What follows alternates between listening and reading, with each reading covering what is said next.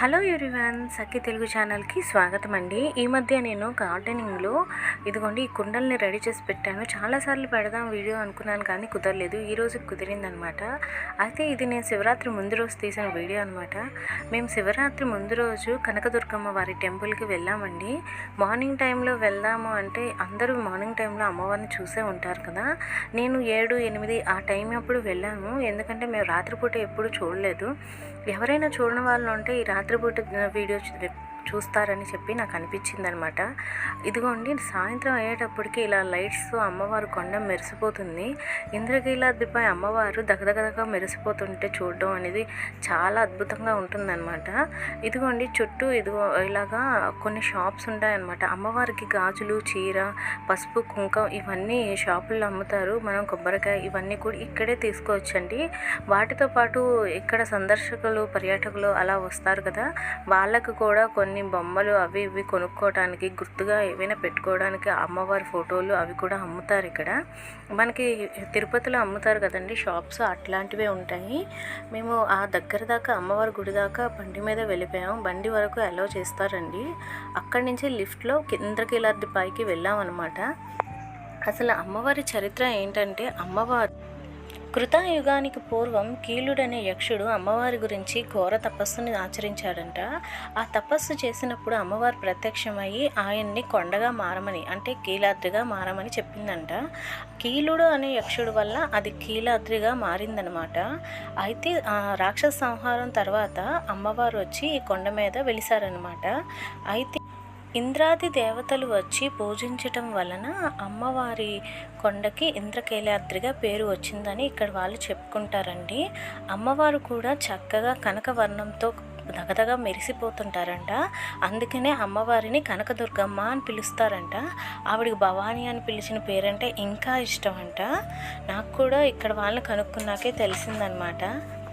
ఇక్కడ శివలీలలు, శక్తి మహిమలు అక్కడక్కడ గుడి ఆలయం ప్రాంగణంలో కనిపిస్తాయండి మనకి. అర్జునుడు శివుడు కొరకు ప్రత్యక్షంగా తపస్సు చేసి పాశుపతాస్త్రాన్ని పొందారంటండి.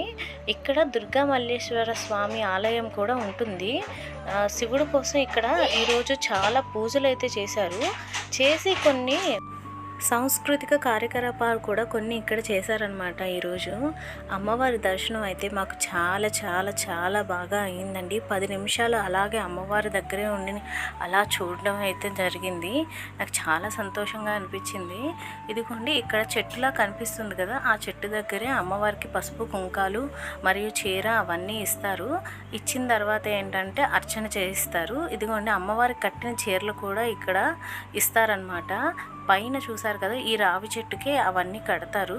లోపల గుడిలో మనం ఫొటోస్ అవి తీయకూడదు. ఇదిగోండి ఆ రోజు సూపర్గా చేశారు కదండి అలంకరణ. మనకి ఎప్పుడు వెళ్ళే వాళ్ళకైతే ఈ విషయాలన్నీ తెలుస్తాయి. ఎప్పుడో వెళ్ళే వాళ్ళకి ఇవేవి తెలియవు కదండి. అందుకోసమనే నేను కనీసం నా వల్ల కొంచెమైనా వాళ్ళకి తెలుస్తుంది, చూడటానికి అవుతుందని చెప్పి నేను ఈ వీడియో తీసాను అనమాట. గుడి అంతా ఇలా ప్రశాంతంగా ఉందండి. ఆ రోజు ఎందుకో తెలియదు, ఆ రోజు చాలా పీస్ఫుల్గా ఉంది గుడికి వెళ్తే. ఇంకా బయటకు వచ్చేసిన తర్వాత అమ్మవారికి పెద్ద విగ్రహం లాగా ఉంటుంది. ఇదిగోండి అమ్మవారి పెద్ద విగ్రహం. ఈ అమ్మవారి మొహంలో ఎంత కళ ఉంటుందో చెప్పనక్కర్లేదు. ఇంకా లైట్లతో అమ్మవారు దగదగదగా మెరిసిపోతున్నారనమాట.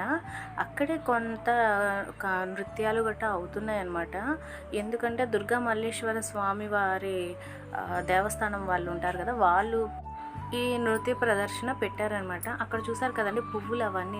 రేపు శివరాత్రి కదా, ఆ శివరాత్రి రోజు అమ్మవారి దగ్గర ఆ పూలను అన్నిటిని అలంకరిస్తారనమాట.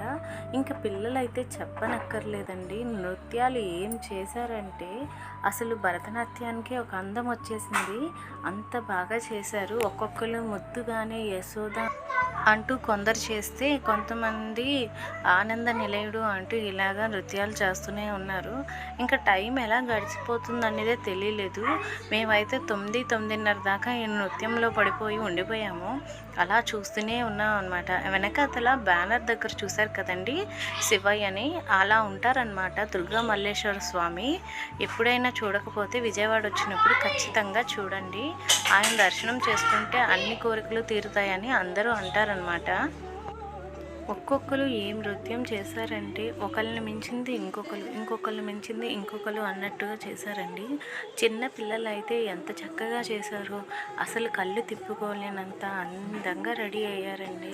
అంత బాగా చేశారు. నాకైతే చాలా నచ్చింది. ఈ రోజుకి ఇదేనండి ఈ వీడియో మీకు నచ్చినట్టయితే ప్లీజ్ లైక్, షేర్, సబ్స్క్రైబ్ చేయండి.